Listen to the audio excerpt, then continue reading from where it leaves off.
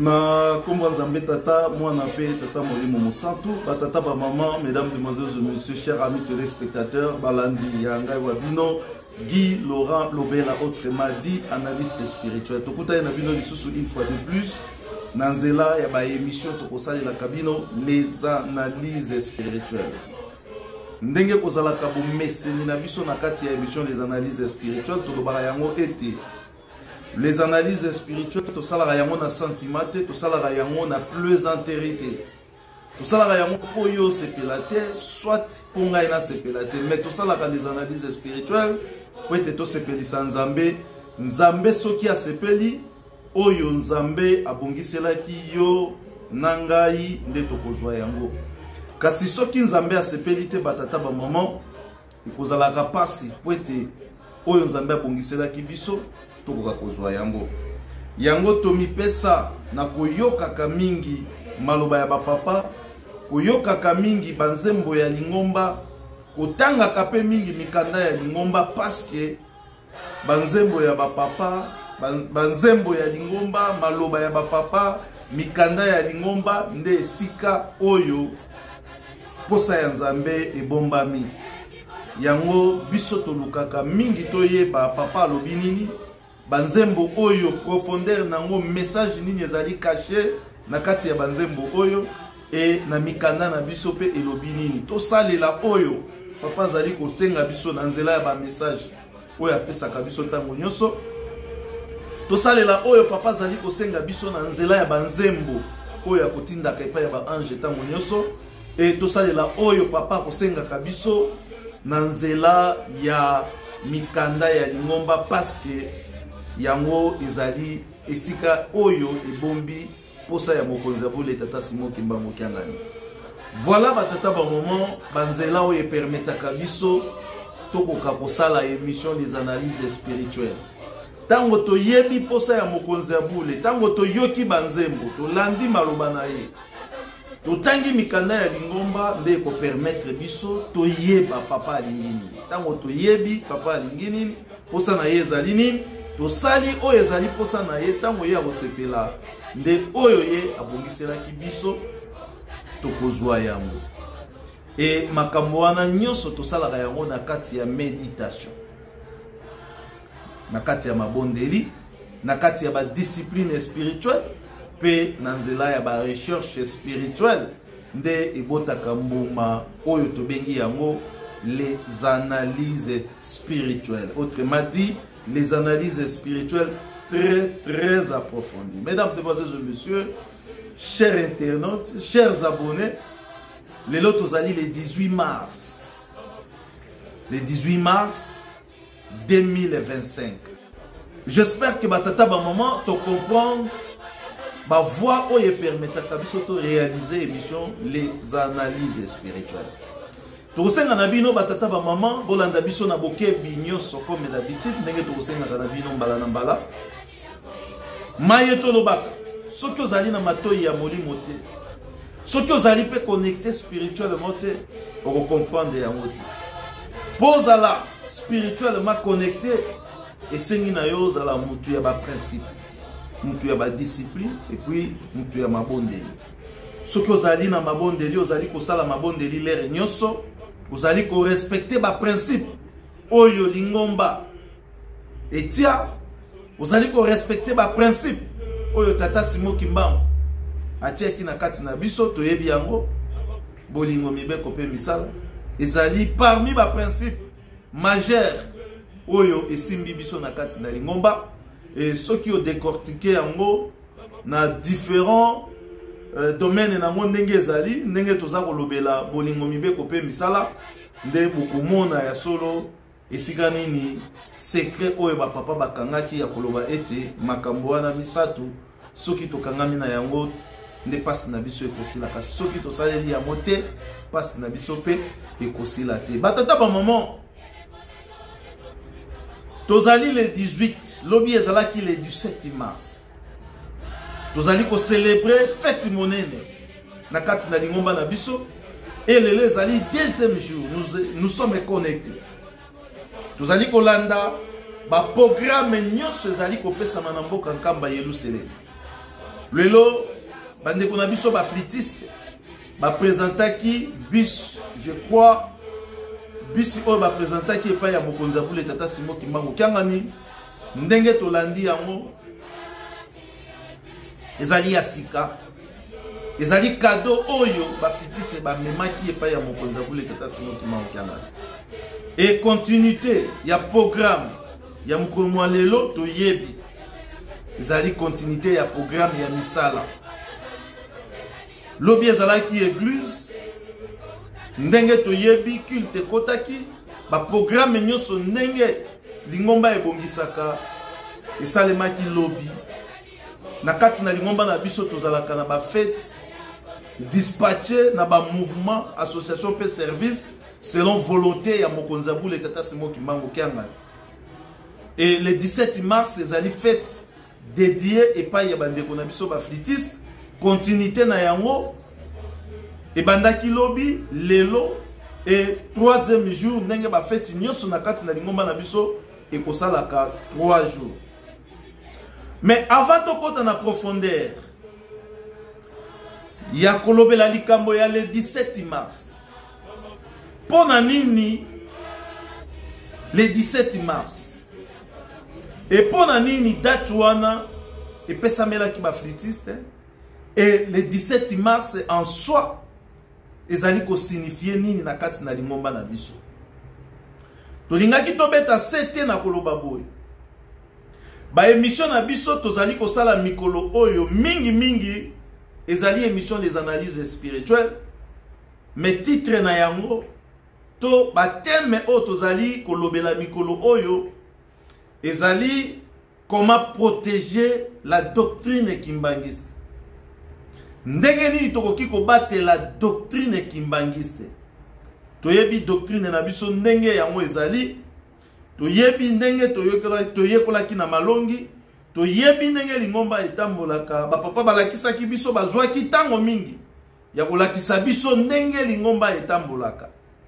Alors makambo wana nyonso nde esali doctrine na biso ndenge nini kimbangisi asalaka atambolaka bizaleli na biso etamboleli na biso elobeli na biso, c'est-à-dire lolenge na biso ba kimbangiste ensemble ya ba orientation oyo ba papa ba pesaki biso na kati ya lingomba ndenge sengeli na biso kozalela tobengi yango doctrine na biso, coutume na biso, méthode na biso, c'est-à-dire principe et méthode ndenge nini tosalelaka makambo na biso makambo wana nyonso ndenge nini tokoki kobatela yango, parce que c'est c'est ce qui fait l'église kimbongi, c'est ce qui tokoki koloba yango ndenge wana makambo wana nde zali ko constituer église kimbangiste. Batu bayebi biso par rapport ya doctrine na biso, batu bayebi biso par rapport ya ba principe na ba méthode oyo biso tozalelaka na yango na kati ya lingomba, batu bayebi biso ba kimbongiste par rapport ya idéologie na biso coutume na biso makambo na biso ndenge tosalelaka yango oyo papa Simon Kimbangu alakisaki biso. Donc makambo oyo papa Simon Kimbangu alakisaki biso makambo oyo banvola balakisaki biso yango nde ezali kimbangisme, yango nde ezali bobiso, yango nde esimbi biso. Donc ba émission na biso ya mikolo oyo tozali koloba comment protéger la doctrine kimbangiste. Ndenge ni tokoki kobatela doctrine na biso, lolenge na biso, façon de faire na biso, façon de prier, façon ya ko adorer nzambe na biso, façon ya ko louer, ya ba louange na biso et ba manière wana nyonso de biso tozali ko sala ba émission les analyses spirituelles mikolo oyo juste pona ko beta sete na makambo wana parce que tosali constant na constant na biso tosali tomoni ete biso bakimbangise mingi tozali koluka ko désorienter œuvre salvatrice ya papa Simon Kimbangu ezali na ba conséquences na yango. Alors biso tozalaki enseigner, tozalaki encadrer tango tozali komona ete awa ezali malamu te nde tokoluka tango nyonso to beta sete na makambo yango. Donc comme sujet ya émission na biso tokoki koloba sujet ya émission na biso ezali comment protéger la doctrine kimbangiste. Toko développer yango na ba manière ebele na ba angle ebele selon inspiration oyo Nzambe akopesa kati na biso na mokolo lelo. Mais avant tokota na likambo ya le 17 mars tolingaki tout d'abord toyoka message ya mokonzi ya bule tata Simon Kimbangu Kiangani ya le 17 mars nde na sima tokopesa mwa historique ya journée ya le 17 mars.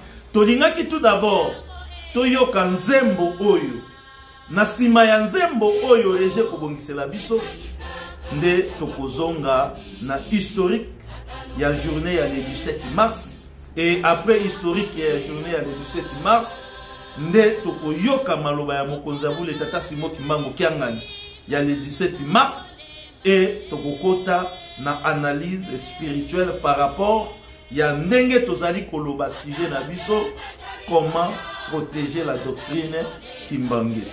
Régis très rapidement balancer biso tout d'abord nzembo oyo obongiseli biso avant tokota na profondeur ya historique ya journée ya le 17 mars. Merci Marie.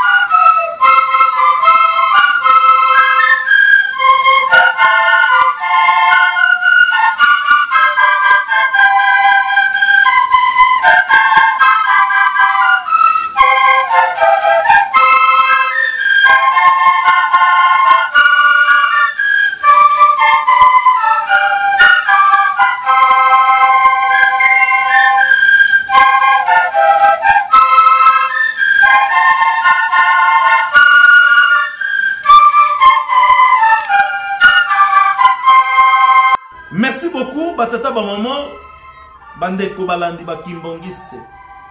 Chers internautes, bayeba kolanda kabiso ba abonné ya chaîne na bino bolingaka mingi Africa 21 TV.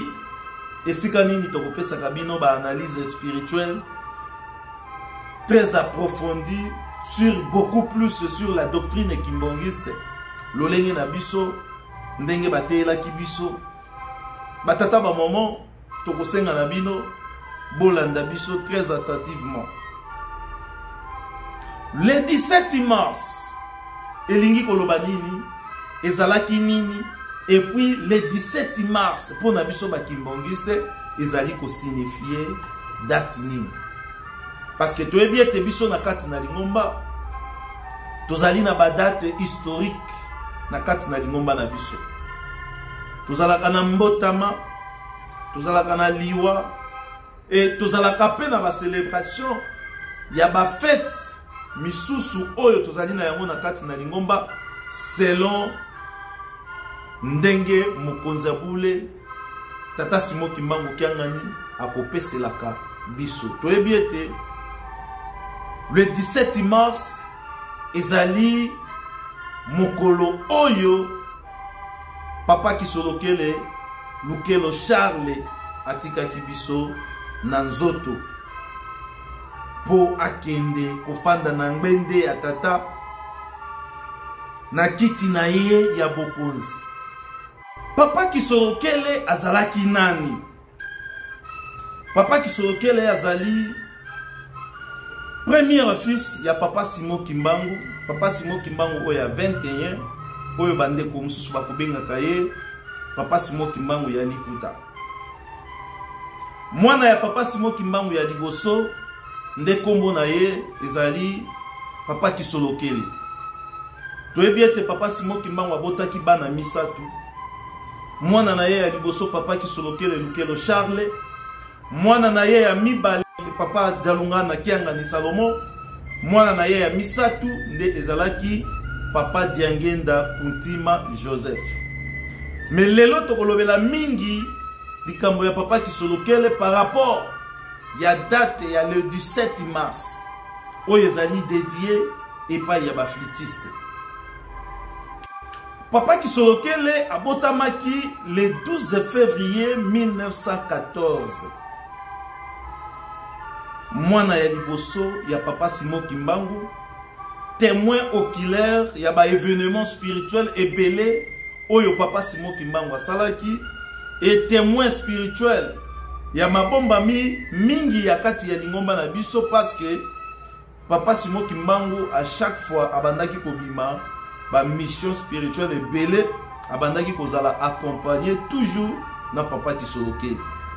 Né le 12 février 1914 et le 17 mars 1992 ne papa Kisolokele Lukelo Charles atikaki biso na bonzoto. Donc soki tolobi yango clair et net, papa Kisolokele abotami le 12 février 1914, papa Kisolokele atiki biso le 17 mars 1992. Na 92 ne papa Kisolokele ayaki ko tika biso. Donc le 17 mars 1992, jour pour jour, tozali ko totaliser 33 ans depuis la disparition physique ya papa Kisolokele Lukelo Charles. Wana ezali histoire ya lingomba na biso ndenge yango ezaleli puis atikaki biso. Et journée ya le 17 mars ezali journée ezali dédiée epai ya ba flûtiste. Toyebi ete papa Simon Kimbangu Kiangani tango azwi mission ya kotambwisa lingomba, papa Fumambanza atikelaki ye message to papa Fumambanza apesaki ye ba directive. Parmi ba directive oyo papa Fumambanza atikaki epai ya papa Simon Kimbangu Kiangani, botonga nkamba pe ezalaki na kati ya ba prophétie ya papa Fumambanza. Ayebisi papa Simon Kimbangu Kiangani. Biso tokei botikala kotonga nkamba. Soki botongi nkamba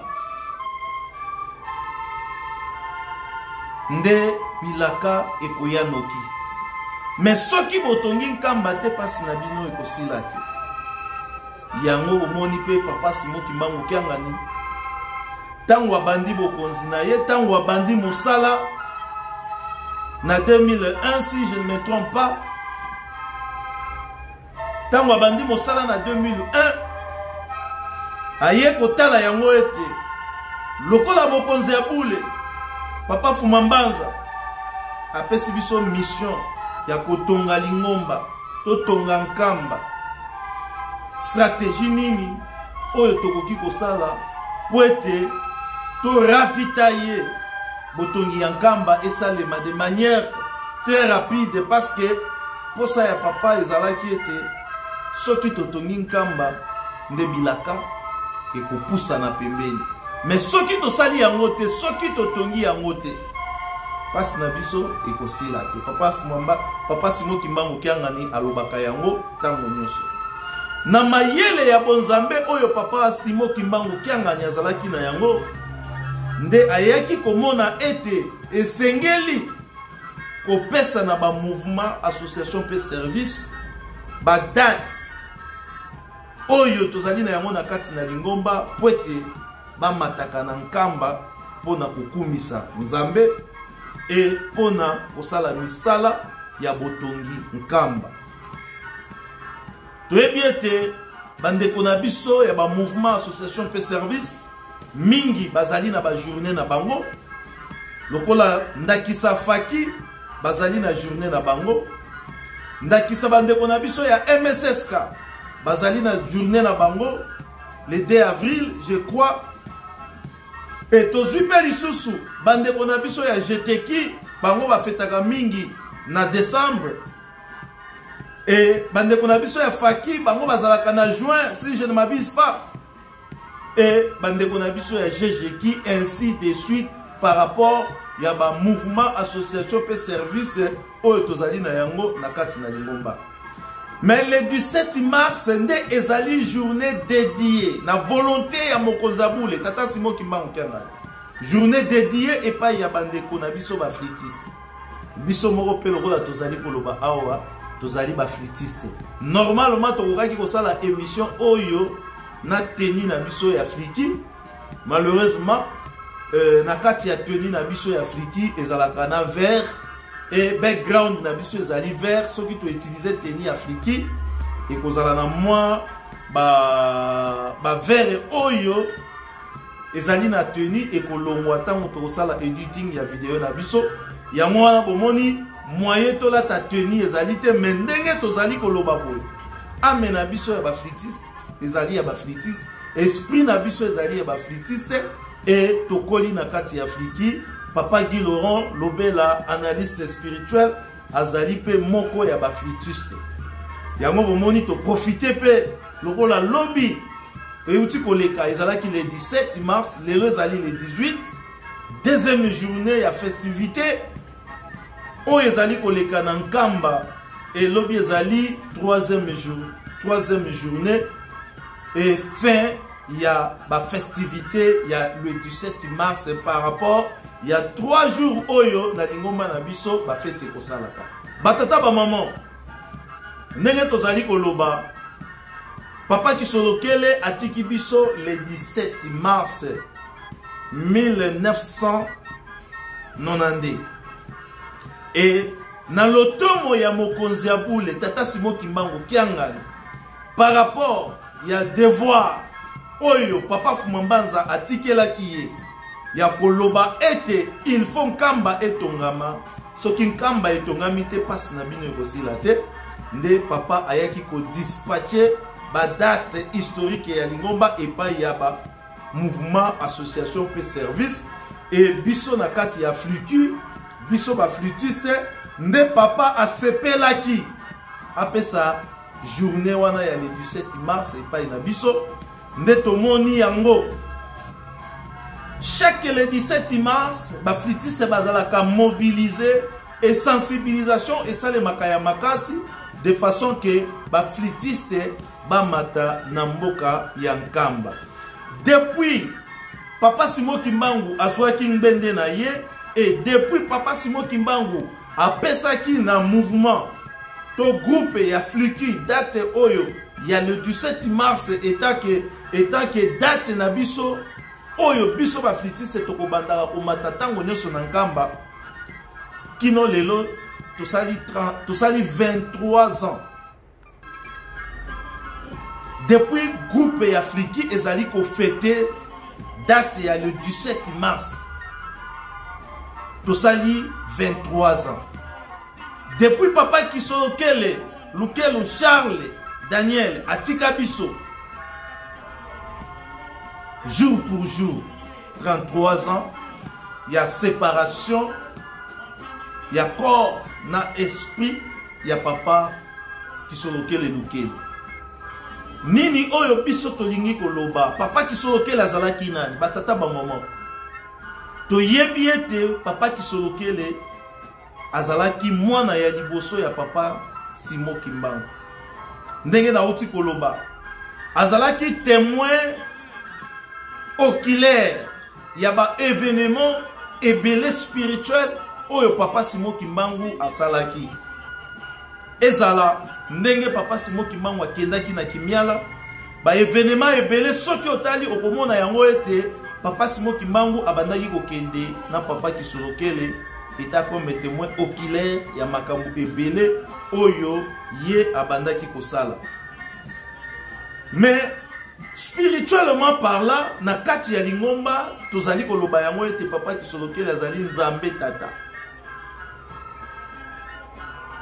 Mais ce qui tozui yango na contexte ya koloba ete Papa Kisolokele etake papa na kati ya ndako etake chef spirituel adjoint ou bien conseiller ya mokonzi ya bule Papa Diangenda ou bien moko parmi ba conseiller ya Papa Diangenda Papa Kisolokele azalaki na comportement nini azalaki na attitude nini azalaki mutu ya lolenge nini azalaki façon d'être na ye ezalaki ya ndenge nini et puis totali pourquoi Papa Simon Kimbangu Kiangani ayaki kopona date ya le 17 mars pour a dédier yango epai ya ba flûtiste.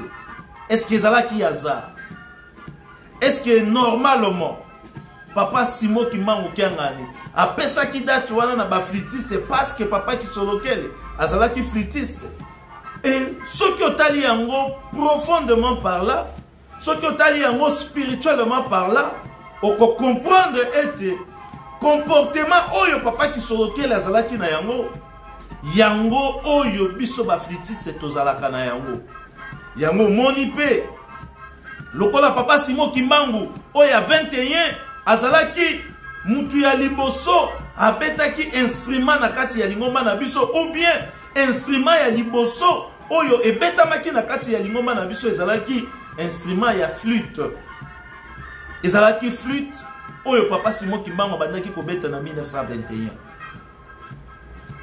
ndenge touti koloba Papa Simon Kimbangu Kiangani aye kopona date ya le 17 mars dédié yango epai ya ba flûtiste. Est-ce que ezalaki hasard? Je ne crois pas que ezalaki hasard. Mais toluki to décortiquer ba comportement ya Papa Kisolokele. Papa Kisolokele azalaki mutu moko boy azalaki franc. Azalaki koloba solo. Azalaki clair. Azalaki mutu ya nyamu nyamute. Azalaki mutu oyo soki ozali kobeta li solo ya moninga oye kofunda moninga epai ya Papa Kisolokele. Papa Kisolokele abandaki ko préférer moninga wana azala pote likambo oyo yo zali koloba ezala lokuta te ezala te yo oye kokosela moninga, c'est-à-dire Papa Kisolokele abandaki kolinga te abandaki ko épargner bato ngai na kosela moninga te.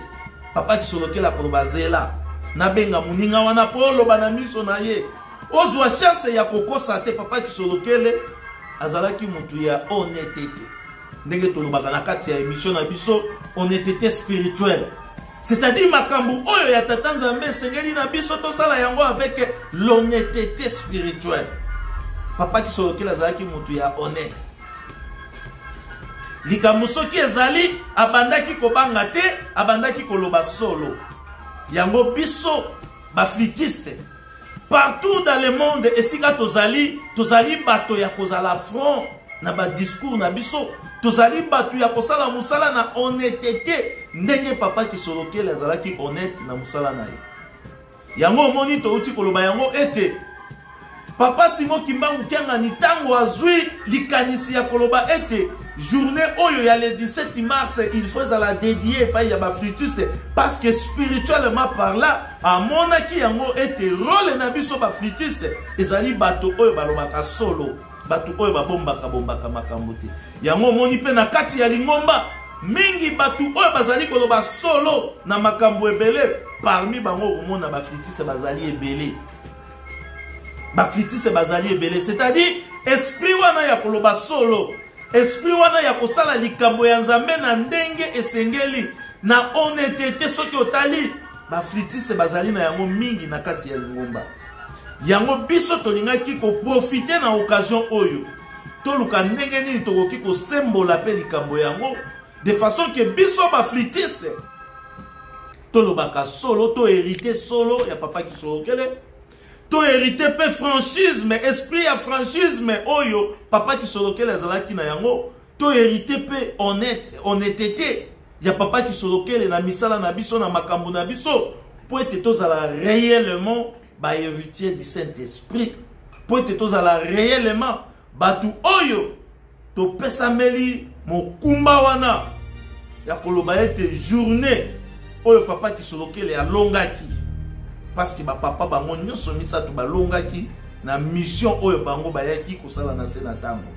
C'est-à-dire biso ba kimba na ba flûtiste tozali batu ya kozala na honnêteté na likambo oyo ya tata Nzambe ndenge papa ki sorokele asalaki yango na honnêteté ndenge pe biso tokoki kozala honnête na misala na biso. Papa ki sorokele azalaki mutu ya franc parler, franchisme. Soki likambo ezali akoloba yango na solo, akotonga te, akosala nini te, kokabola mabe na malamu oyo biso tolobaka tango nyonso na kati ya émission na biso. C'est-à-dire mutu oyo azali na connexion spirituelle na tata Nzambe, mutu oyo a comprendre mission na ye ayelaki kosala na kati na mokili ezali nini, mutu wana atambolaka na honnêteté spirituelle. C'est-à-dire mutu wana akomi capable ya kokabola mabe na malamu yango tolobaka yango maturité spirituelle na maturité ya responsabilité. Mutu wana akomi capable ya ko gérer batu, mutu wana akomi capable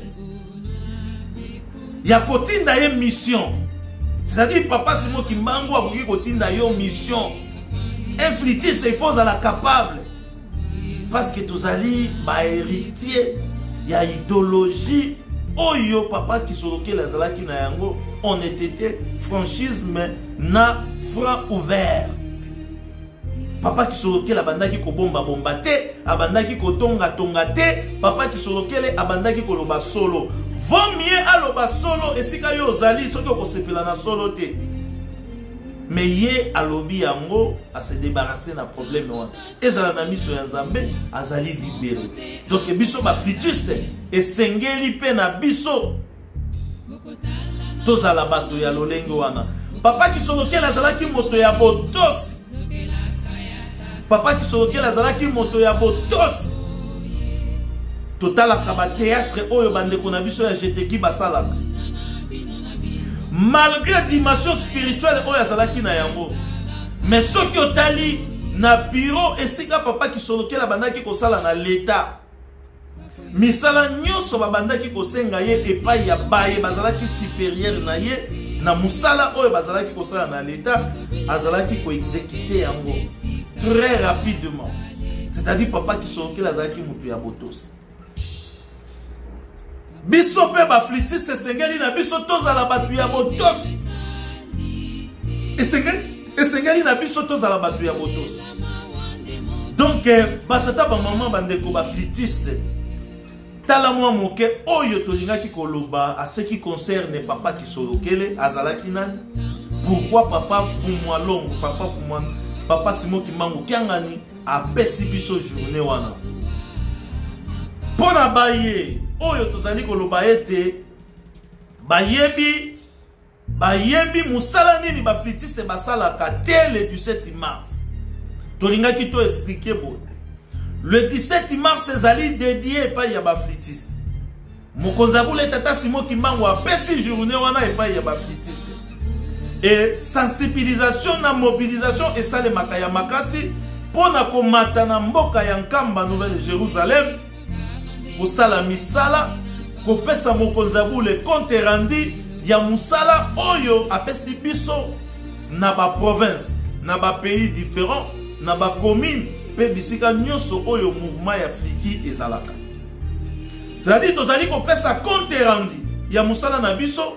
Entre-temps, nous allons contribuer pour la botongi en Nkamba et tokeipe lisusu ko sanzo lanzambe ko kumi sanzambe parce que le 17 mars il y a 2024 et le 17 mars il y a 2021 2025 ils allaient lokola mbula mobimba pona biso na fliki. Ils allaient lokola tokokisi mbula mobimba depuis le 17 mars ya année passée ti le 17 mars oyo et uti koleka lobi ezali lokola mbula mobimba. Donc tokenda kanano na Nkamba kokumisa nzambe na biso na nzela ya mabondeli banzembo pe ba programme oyo lingomba ekobongisaka et ya mibale tokenda kape ko participer na musala massivement par rapport ya organisation oyo direction générale ya Fliki et Bongisaka. Nenge tozali koloba boy. Par rapport ya programme nenge tolandi yango banda lobby. Lelo na continuité nango tokolanda yango lobby et tozali komona ete ba Fliki se ba mati ebele. Mingi ba uti na Europe. Afrique du Sud pe représentation ezali. Tokei na ba pays mususu na Afrique. Amérique, Asie et Océanie na ba province. Ndenge tolanda ki batomi bale ba uti côté ya Kivu Manyema bato misusu ba uti côté wana. Même na côté bitumba ezali bato basali effort batinda ne fils que représentation ya mutu moko to batomi bale misato. Tout ça pour na ko respecter mbela ya mokonzabule tata Simon Kimbangu Kiangani par rapport ya présence ya biso ba flûtiste na mboka ya Nkamba na date ya le 17 mars. Tokendaka pona misala, après misala tokendaka pe pona mabondeli et tokendaka pe na mikumba na biso parce que toyebi ete banda le 17 mars ya 2024 ya ba mbula oyo uti koleka kino lelo tokutani na ba difficulté na ba makambu ya ndenge na ndenge et tokendaka pe kopesa na mokonzi ya bule ba problème na biso ba flûtiste à travers le monde ndenge tolandaki message ya dirigeant ya président général ya Fliki alobi mbula oyo uti koleka ba flûtiste ba kufi ebele mokonzi ya bule tata Simon Kimbangu talela biso likambo wana. Très sage président général ya Fliki a déploré makambo ebele et alakisi na mokonzi ya bule passe na biso ndenge toutai koloba tokendaka kopesa mokonzi ya bule compte rendu ya musala oyo ye apesaki biso. Nde tokosenga na bandeko na biso ya ba flûtiste oyo ba mataki Nkamba spirituellement parlant, physiquement parlant. Nzambe na biso tata Simon Kimbangu apambola bino apesa bino lisusu ya ebele oyo to contribuaki po ete tokokisa mokano oyo papa Simon Kimbangu to papa Fumambanza atikaki ete botonga Nkamba soki botongi Nkamba te pasi na bino ekosila te baye nyonso bakontribuaki po ete un plus na bango ekoka kobakisama na misala oyo ezali kosalema na Nkamba toyebi ete ba $10 ya papa ba bikateli ya 22 reine oyo epesa makapo na botongi ya mai ya nsimba e misala ezali ebele oyo mokonzi abule apesa yango epai ya ba flûtiste baye nyonso bakontribuaki na feti oyo spirituellement parlant, physiquement parlant et matériellement parlant, financièrement parlant. Nzambe na biso tata Simon Kimbangu abakisela bino akanisela bino bao epe bazali sur place kuna Nzambe abatela bino abomba bino bisika boutaki nzela ya pasi makambo ya ndenge na ndenge me Nzambe abombaki bino lokola abombaki bino na boyei na bino sango ya mabe toyoki te e ndenge moko pe tokosenga na mokonzi abule abomba bino abatela bino na bisika oyo bino boutaki. Bosala mosala malamu et mosala wana esalema pona lokumu ya tata Simon Kimbangu. Toyebi ete biso ba flûtiste tozali na devoir ya munene oyo mokonzi abule apesaki biso na kati na lingomba ya kokengela pe lingomba yango boyokaka biso ba flûtiste tozalaka héritage du Saint-Esprit. Nyonso ya lingomba ezali héritage na biso. Biso nde tozali ba héritier. Faki, fliki, jeteki, parce que biso nde toya liboso. Mouvement ya liboso, groupe ya liboso, instrument ya liboso, et betamaki na kati ya lingomba na biso ezali flûte oyo papa Simon Kimbangu bandaki kobeta na 1921 et biso tozali ba héritier ya likambo wana. De 1921 kino lelo je crois que likambo oyo ya flûte et le wana noté na lingomba na biso ezali kaka. Voilà batata ba moment historiquement parlant par rapport à ba événement oyo ezali koleka na mboka ya Nkamba lobby et kozala le 19 ezali dernier jour troisième journée ezali remise ya ba coupe na ba cadeau ndenge bakonzi bakobongiselaka yango. Donc wana ezalaki lokola maye tozalaki na yango pona koloba na histoire pe événement oyo ezali kosalema na mboka ya Nkamba na mokolo wa lelo. Tokoyoka message ya papa Simon Kimbangu Kiangani. Extrait ya message ya papa Simon Kimbangu Kiangani ya muke. Soki toyoki extrait ya message ya papa Simon Kimbangu Kiangani nde tokokota na observation na biso ba analyste spirituel parce que tobo sanate tozali ba analyste spirituel tozali ba flûtiste entre-temps analyste spirituel. Awa tokosala observation na analyse spirituelle très approfondie par rapport ya comportement na biso. C'est-à-dire tozali ba héritier. Mais par toke na Nkamba tomemeli mokonzi abule ba cadeau ndenge tomonaki bus topesi mokonzi abule ba cadeau ya ndenge na ndenge toyebi ete bato bautaka na ba province bayaka na biloko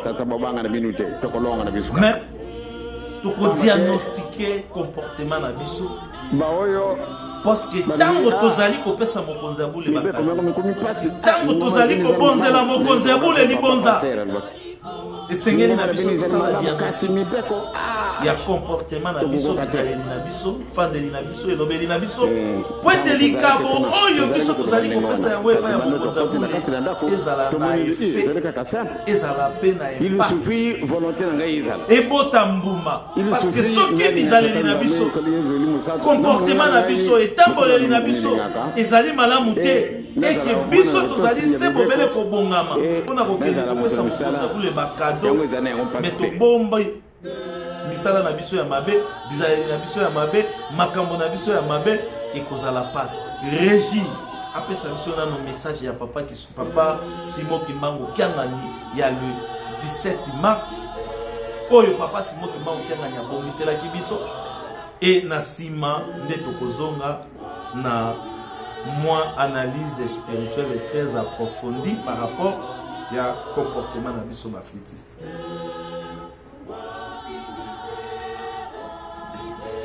La fliki ba dièse komi mingi dièse wana na bato bazo sa défilé loboko ya gauche komi mosala soki ndenge nini wana na lokolo ya gauche to dimine toyokani na yo moto zo beta flûte Batro ezalaka boni 6 non? Ah. Merci beaucoup batata ba maman touti kolanda message ya papa Simon Kimbangu Kianga. Papa Simon Kimbangu Kianga ni alobeli likambo ya ndenge tobeta kafit ba note mabina kosala mwa ba mungu na ba pilipili ba dièse ba makambo ebele tangu na yoki papa Simon Kimbangu alobi yango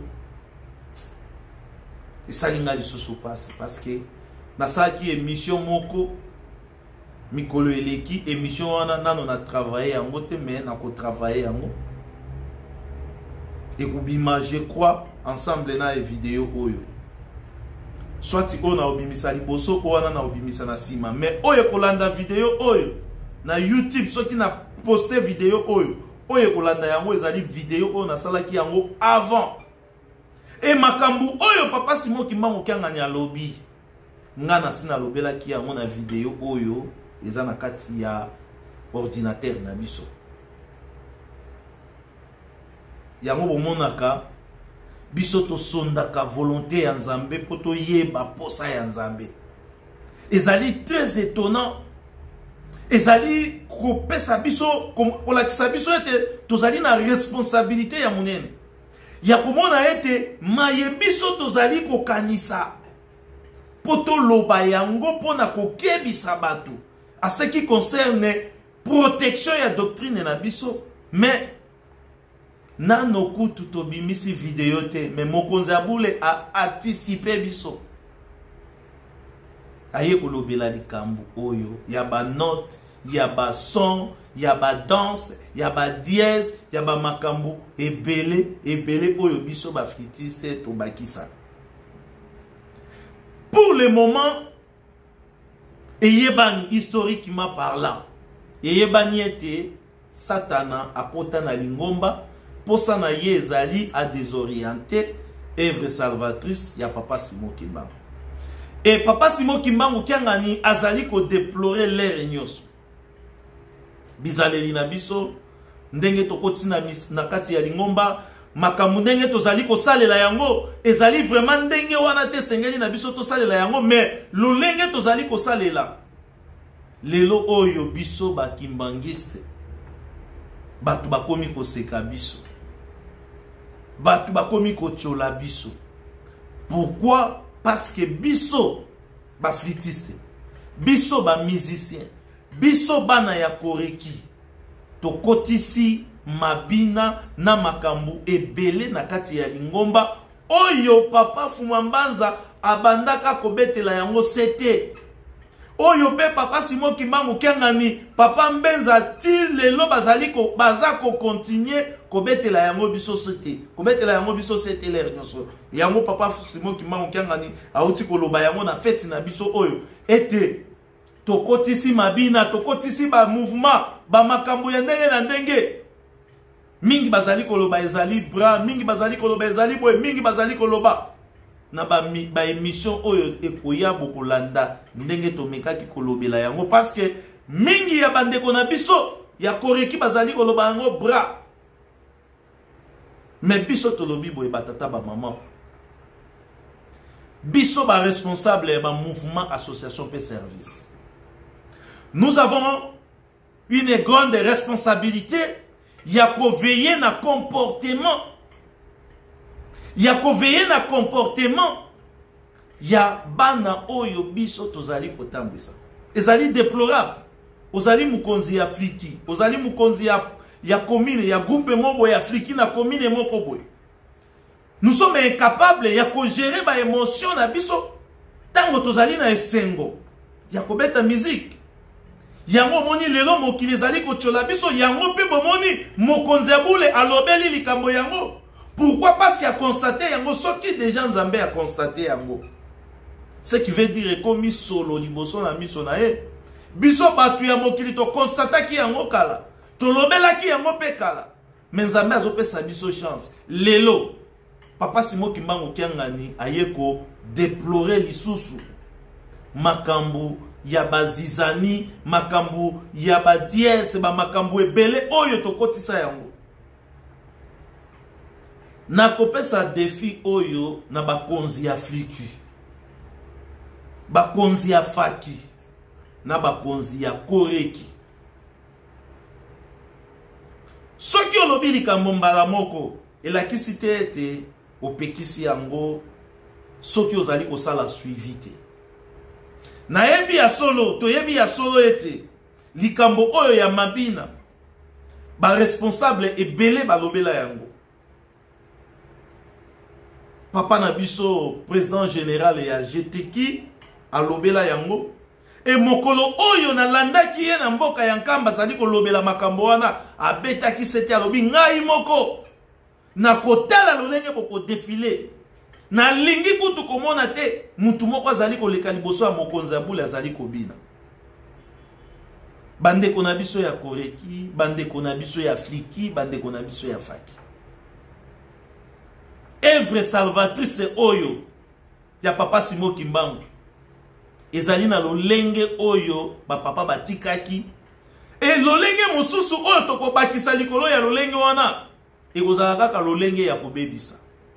Parce que je ne crois pas que na enseignement oyo ba papa bapesaki biso babosanaki eloko moko oyo yo na ngai tolingi to bakisa soki ezali kobebisa te. Mabina na kati ya ba mouvement association pe service elekindelo. Elekindelo pourquoi? Parce que tokozala incapable ya kosilisa makambo wana. Soki totiki yango ebota mbuma lolenge ezali kokende. Ebeteli na biso yango ekomema biso na mabina. Esaleli na biso yango ekomema biso na mabina. E ba disposition nini oyo biso tokozwa. Mokonzi ya bule alobi yango, aloba yango, pe akolobaka yango lere nyonso. Soki to changer te akolobaka yango lere nyonso. Po to changer, po mokonzi ya bule asalaka biso lisusu ba remarque wana te. Il faut to sala nini. Tozali lisusu na makambo mususu oyo tozali komona lere nyonso. Ezali babiloko oyo tozali kobenga yango animation. Awa nazali kosenga na président général ya fliki. Biso na lingomba ya tata Simo Kimbangu toyebi ete ezalaka église oyo mingi tozalaka na ba inspiration. Banzembo na biso ba animation mususu ezalaka inspiration oyo eyaka sur place tango bozali kobeta flit inspiration eye. Mais ezali na makambo mususu oyo tozali kotala yango na miso ya bonzambe. Ezali ba inspiration, ezali ou bien ezali ba inspiration ou bien ezali ba composition oyo batu bazali kosala e bazali ko imposer yango biso to banda kosala yango. Toyebi ete na lingomba na biso to composaka banzembo te, na lingomba na biso banzembo nyonso toyemba ezalaka inspiré. Mais ba animation oyo tozali kokotisa na lingomba, ba animation ba animation ebele ezali komema biso na ba sentiment ya kobina, ya kosala makambo ndenge na ndenge, ya kozanga ko contrôler kikimbangisme na biso. Tokotisi sentiment wana ekomi komema biso na makambo oyo mokonzi abula uti koloba na biso. Luketu, likolo, mapekati ekokoma kimbangisi akomi kobina. Totala yango nanu ndenge zali ko régner na ba réseaux sociaux, ndenge zali ko régner na bandaku ya batu, na ba radio, na ba bisika ndenge na ndenge oyo tozali na possibilité ya ko enregistrer pe kotala lolenge oyo ba défilé zali ko salema par rapport ya lolenge biso tozali ko bete la musique. Batata ba maman, bandeko na biso ba flûtiste to bongisa. Ba animation nyonso ezali ya kolanda te. Nous sommes une église spirituelle, église du Saint-Esprit. Lingomba ya molimo mosantu. Makambo na biso mingi oyo sengeli na biso to sala. Il faut ezala lolenge ya basantu. ezali te mutu a composé animation na ye aye a imposer na kati ya lingomba comme ezali kosala animation nyonso ezalaka na motivation animation nyonso meme oyo bawera basalaka meme oyo banini animation nyonso ezalaka na motivation mais to éviter koyamba ba animation nyonso oyo bato bazali ko composer to bandaka kosalela yango na lingo soki to éviter te ekomema biso na nzela ya mabe tolanda nano quelques vidéos oyo tobongiseli bino ya ba animation et na sima ya kolanda ba vidéo wana tokotiela pe bino quelques défilés oyo biso tozali ko déplorer net tozali ko balere nyonso défilé zali mabina te nde tokozonga na conclusion ya émission na biso Régie très rapidement balancer les biso nano ba animation oyo bat bazali ko kotisa na lingomba ndenge ezali ko mema biso na sentiment ya kobina ya kosala makambu oyo tokozala na difficulté ya kolongola yango mikolo mizali koya Régie très rapidement. Voilà batata ba mama ndenge tolobaki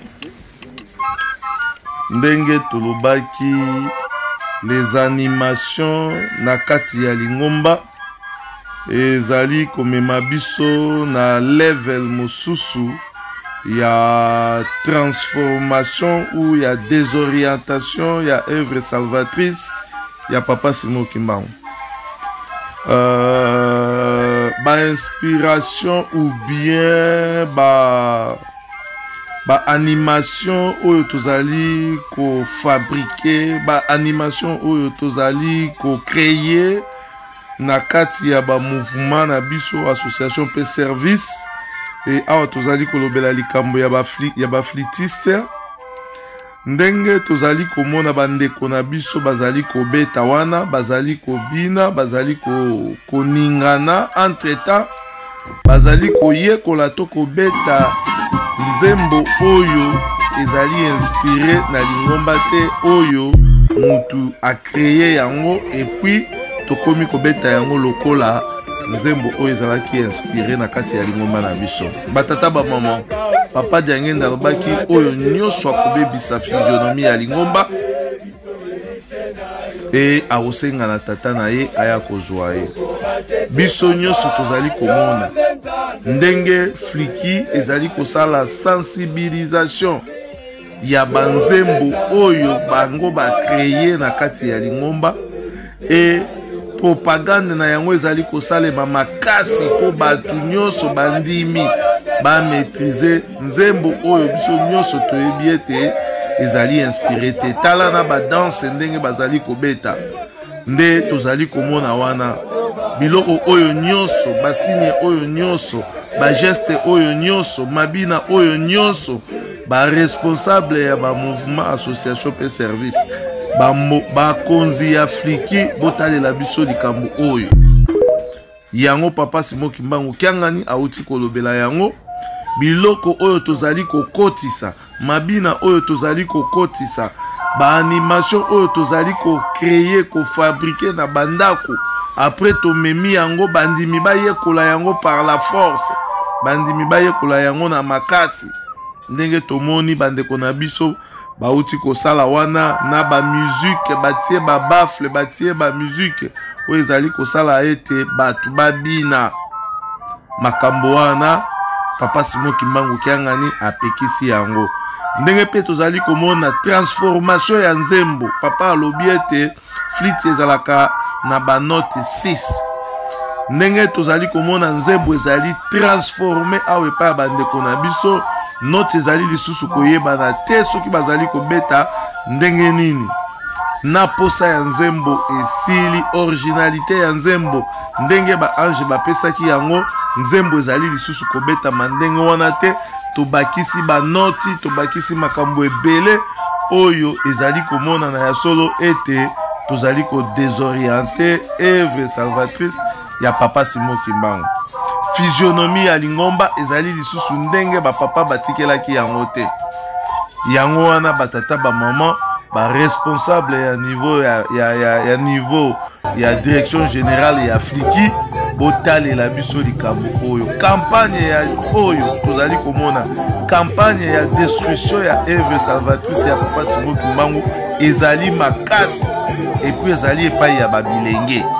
Tala nzembo oyo ezali nzembo ya lingomba te. Tala promotion na yango. Tala ndenge bazali kobinela yango, ndenge bazali kosala ndenge wana, bazali kodefile te, bazali kobina ndenge moko. Bandeko na biso oyo tolobaka ete bandeko ya ba miziki profane babinaka. Bizaleli oyo epai na biso ezali yango te batata ba mama. Yango tozali kobeta mbela na biso mingi epai ya bakonzi. Vidéo ya boye soki bokutani na yango, il faut interpeller les gens pour être baya ko se justifier. S'il s'agit ya kopesa bango ba blâme, s'il s'agit ya kosala suivi na bango kolandela bango de façon que bizaleli oyo esila, parce que ndenge bazali kosala boye na balas voix na bango na banini na bango nyonso wana bandimi bakomona, bandimi bakokanisa lokola ezali permis na kati ya lingomba na biso. Omoni esika pase kote biso na kati ya lingomba.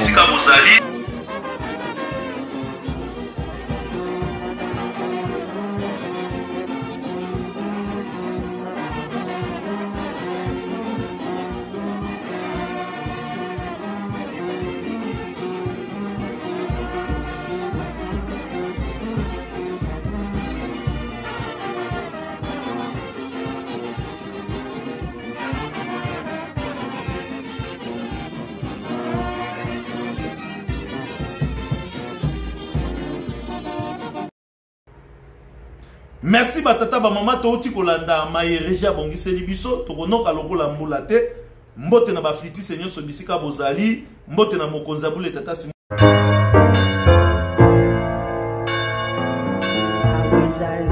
sona mokilio yo tosakola mpe tosalana solo wetezali na mokolo mboko mansoma bomba mimakomonana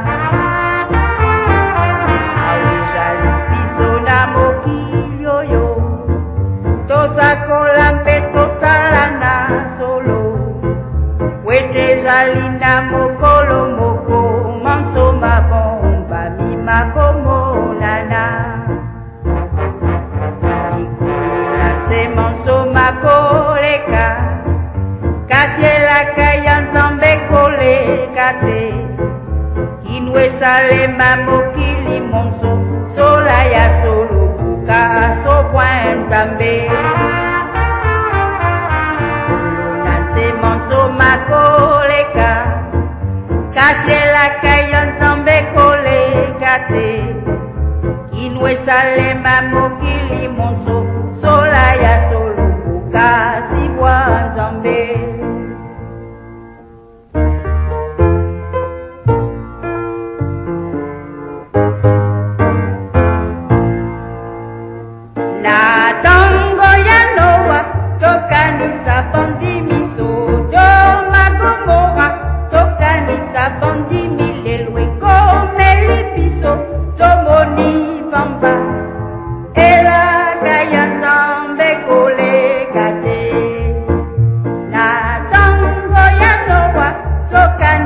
Bondi